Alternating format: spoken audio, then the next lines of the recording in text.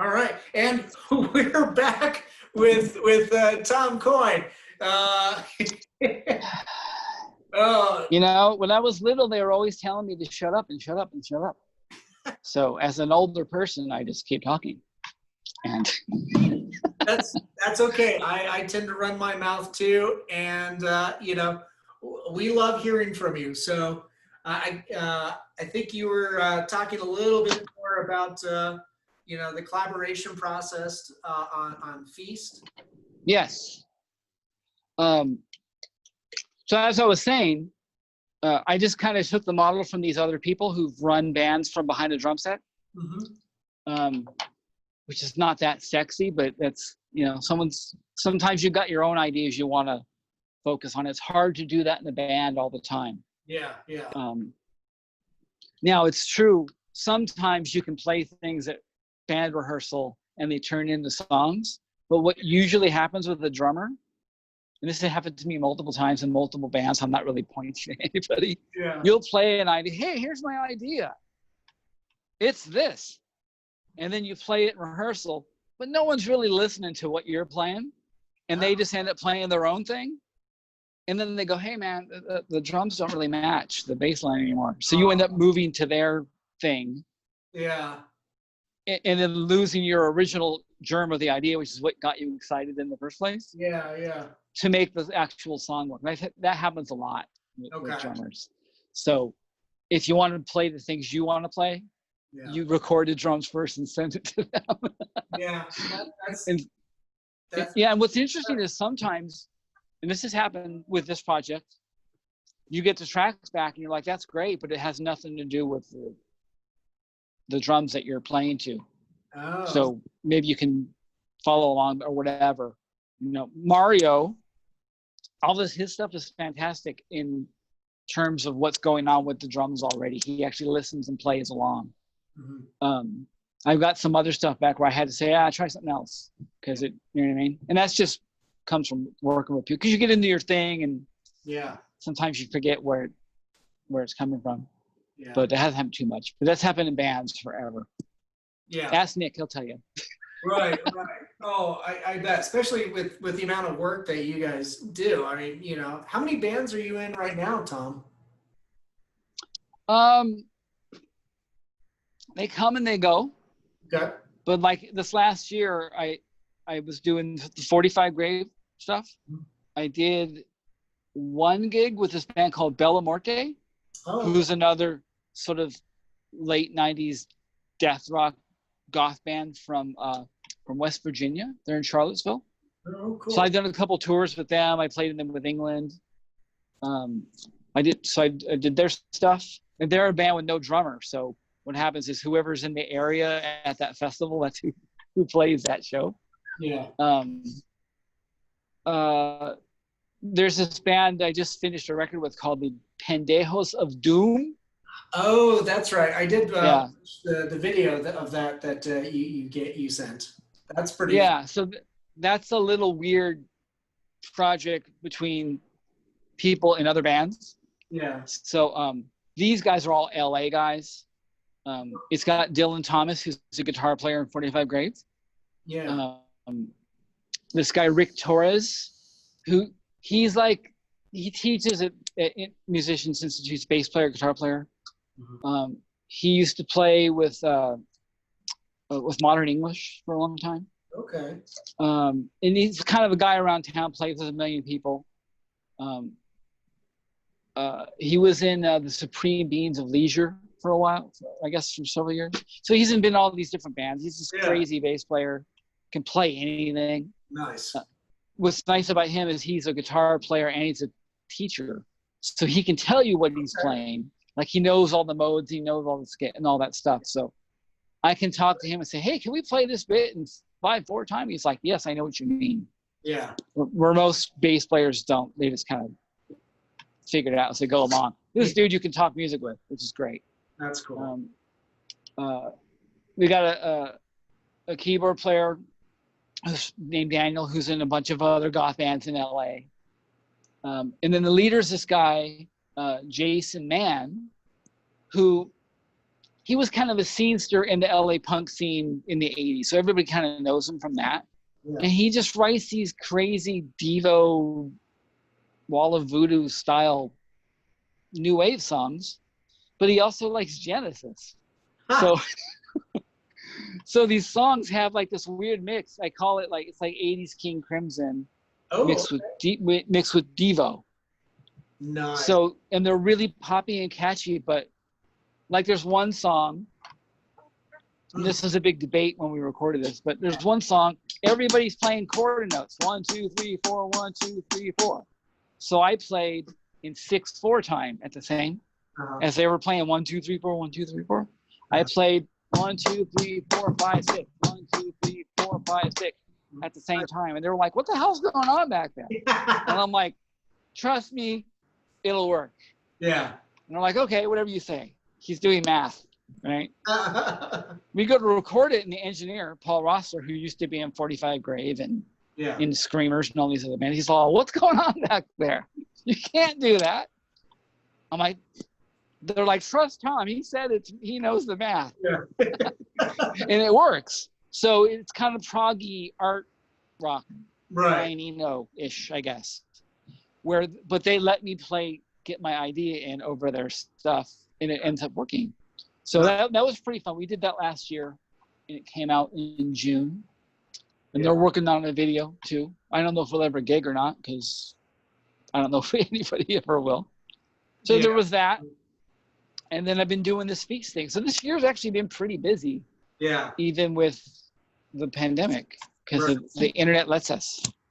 Yeah, I was thinking too, with all the collaborations, especially with Feast, it'd be fun to see, since nobody can tour, it'd be fun to see that online concert with everybody at their local studios. Even if it's like a jam session, it'd be neat to see what spontaneously comes in the moment. Yeah, we thought of doing that for the Pendejos video that's getting worked on, but Jason had this great idea of giving the lyrics out online and letting strangers film themselves singing it. Oh, cool. That's fun. So it's gonna, part of the idea for that band is it's supposed to be ridiculous. Yeah. So I filmed myself playing the song dressed as Dracula. One guy, because we all have supervillain characters in this band. Yeah. It's so stupid that it's great, is the idea. Send me the song. I'll Yeah, we can have you do it. I've got a bunch of nasty, large bunny outfits and stuff. There you go. Yeah, the stupider the better. Right? Yep. That's stupid well. Yeah, right. Don't we all? Well, that's what I was talking about earlier, like the 45 Grave thing. Yeah. Underneath all of it, it's a joke, man. Yeah. You know what I mean? It's supposed to be ridiculous. Yeah. So I think good art has to have a little bit of that, ridiculous, that cynicism, and it's got to have another idea going other than what's going. Yeah. And if you take yourself too seriously, it's like, where's the joy? Then you're Sting, right? So true. Oh my God. Yeah. When it comes to world music, it's like, well, now it's Feast and Paul Simon. Yeah, right. Or be in the iTunes list right next to each other. That would be wonderful. If you ever see that pop up together, make sure you take a shot. I can pack it in after that. Yeah. A happy person. Well, yeah, emotionally, but just not financially. Right. But yeah, would it be too much to ask if you could, I know you're going to be working on the second single, right, for Feet. Mm-hmm. Can you give us any flavors of that? Of the second one? Yeah. The second tune comes from studying odd time drumming and music. Oh. So in most, like I remember I was talking about teaching the kids, most songs you can play 1, 2, 3, 4. Yeah. Well, there's this whole other thing in rhythm where you can play fewer or more beats in a bar. Yeah. And still be musical. So it has to do with the way we notate music in Western society. So most songs have 4 beats that repeat over and over and over. So if you put on any rock record, it's going to be 1, 2, 3, 4, or some variation of that. Once in a while, it'll be 1, 2, 3, one, like that kind of thing. In jazz music, in African music, in certain European classical music, there's this whole other thing where they play 5 beats per measure, 7 beats per measure, 11 beats per measure. So that's also in a lot of heavy metal music. Oh. So if you remember the And Justice for All album by Metallica, Yep. half of those songs are in odd time. Oh, okay. So do you remember that song Blackened? Shoot, I guess not. No. It's the first song on the And Justice for All album. That vacillates from 5 beats per measure, 7 beats per measure, 5/8 notes per measure. So it's all these weird times mixed together. So it sounds really jerky. Rush is another one that does that. You know Tom Sawyer? Yep. So there's that bit in the middle.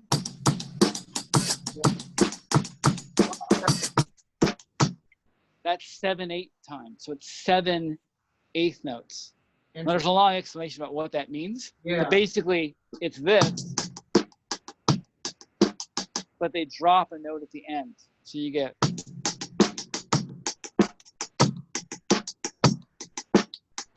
So it changes before you think it's supposed to. Yeah. So it kind of, right? It's jerky. Yeah. Which is why you can't dance to Rush songs. But that's what Rush fans love about them is it's all their I would say up until about 1990, most of their songs were in some sort of odd time signature. Okay. King Crimson's another one. Yeah. All their early stuff was in 7/8 or 5/8. Primus is another one. So if you think of those bands, you realize, you can't just like bang your head to them because the rhythms are weird. Right. So that's where all this comes from. So I had this pattern that was basically a group of 3 notes, a group of 3 notes, a group of 2, and a group of 2. So 3, 3, 2, 2.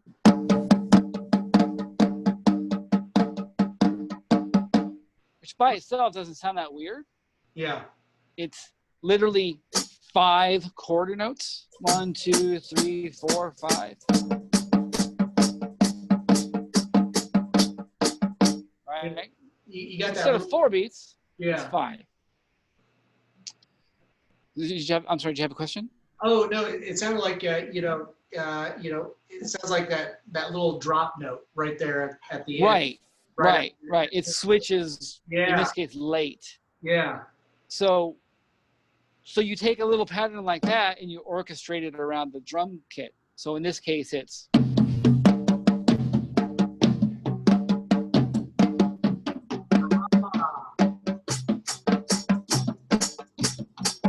So it gives you a little African feel with a little melody to it.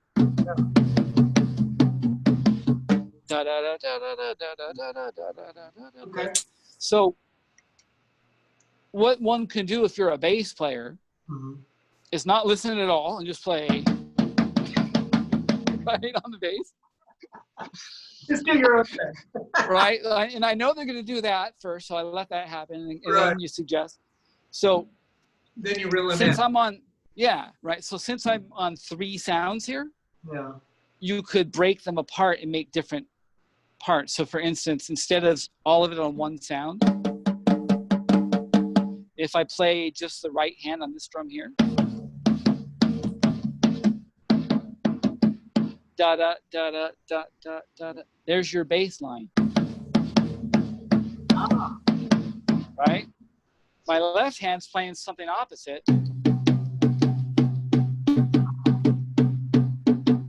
it's similar but not the same. So the guitar player could play that. Okay. That could be his rhythm. Right. So I've got, right? Oh man. So you can take those little things and just Yeah. mangle them around. At least it gives you a starting place. Yeah, most So definitely. so it's musical. It's all based on the one idea. Yeah. Otherwise, you get what I call different musicians playing simultaneously. Mm. They're all playing different things that don't really talk to each other, but they're doing it all at once. That's what most bands do. Yeah. So what I'm trying for anyway is to give people stuff that's musical sounding to start with, and then just letting them use their own creativity to make that. And Mario's been very good at that. This next tune that's going to come out with this groove has this really cool bass line that fits with it perfectly from Paul Maiden. And then his wife singing this crazy stuff over the top. So, because singers need something to sing over. Yeah. You can't just say, sing, it'll be great. Right. You need something to inspire them.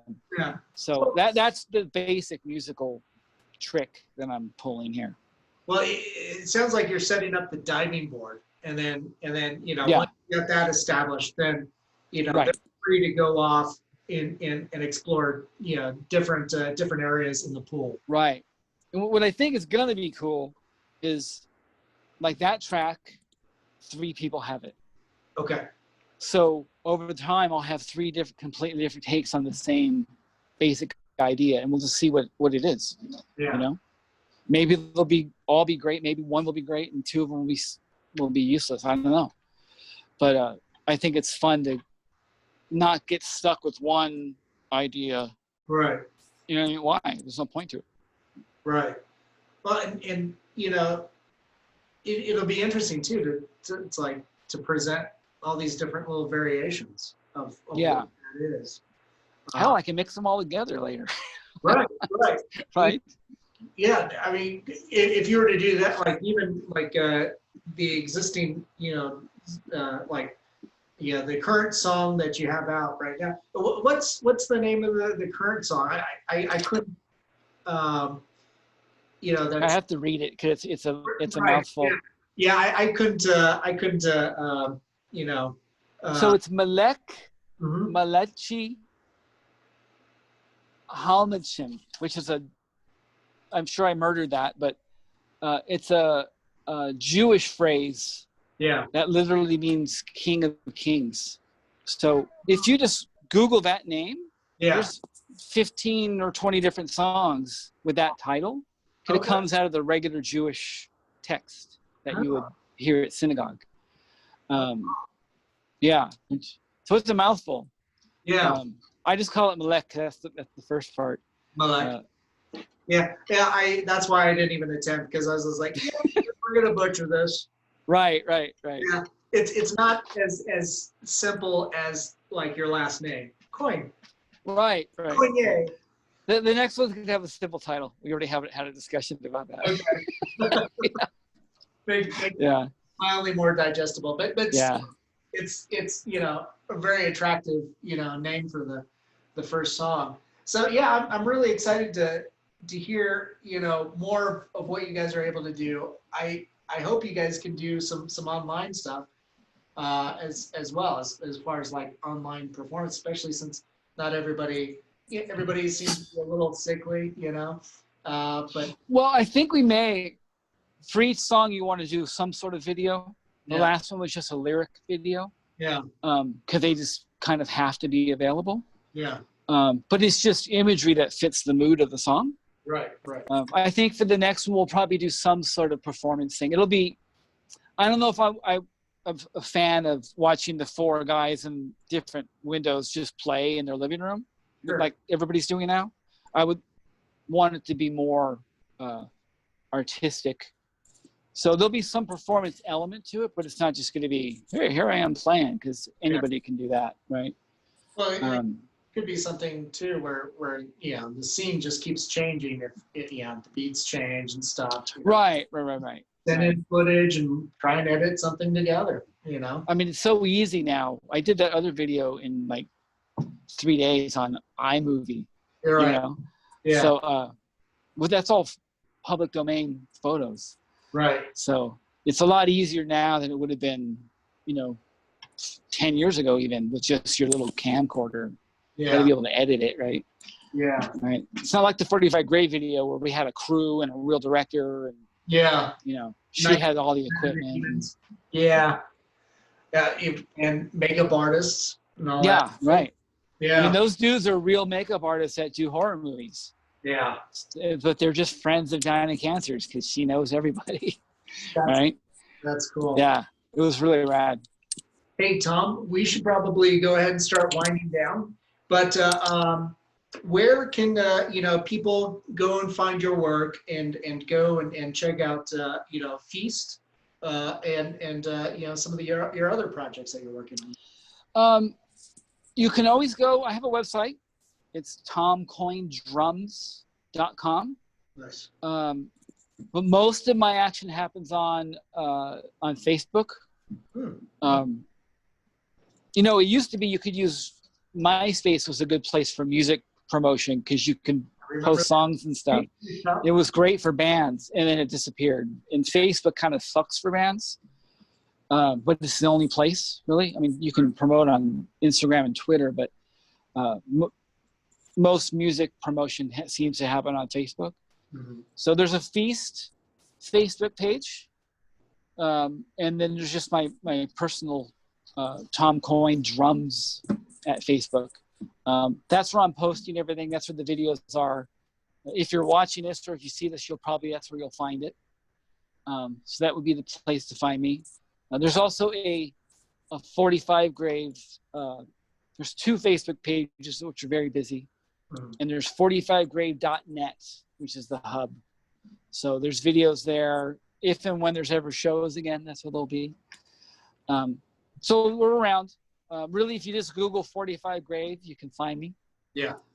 If you Google my name, you'll find a bunch of other guys. One guy is a author of golfing books. So if you want to, Tom Coyne for Irish people is like Bob Smith, or you know what I mean. So yeah. There's also the guy who mastered all those Britney Spears albums in the 90s. So he'll pop up first. In the music category? Yeah, it'll be him. So that's not me. He would be at the big mixing desk if you were interviewing him. Yeah. So those are the places. Cool. That's fantastic. Tom, thanks for being so generous with your time and joining us on here. We can't wait to hear more from you and hopefully be able to see you out in the flesh in the real world. In the real world, whatever that will be in the future. I'm not sure if I'm excited to be there or not. Right. But yeah, as soon as we're able to gig, I know 45 Grave will be playing a lot again. I'm hoping, my goal with Feast is to do cons. So if you're someone that goes to Dragon Con or Comic Con or Goth Con or Steampunk Con, all that stuff, that's where I would see this project showing up. And again, that'll be with whoever's in the room at the time. Interesting. That's the kind of thing I can just improvise and people can just play over the top. Is how I would see that working. So if you're at a horror convention in Denver, I might be in the lobby with a singer to be named later. That would be brilliant. That would be. I seem to know a horror convention. Do you? Send me his info. Yeah, I will. Yes. Pretty sure you don't have all his digits already. Sure. Right on, man. But yeah, that sounds absolutely wonderful. Well, yeah, thanks again, Tom. Everybody that's out there watching this, this is Talking Palettes. I'm Dan Crosier here with Tom Coyne or Coyne. Coyne. What a brilliant drink. I'm gonna go drink some right now after this. Yeah, a lot of work. Have a wonderful Sunday, and everybody be good to each other. Yeah, thank you so much, Dan. Thank you, Tom. Bye-bye.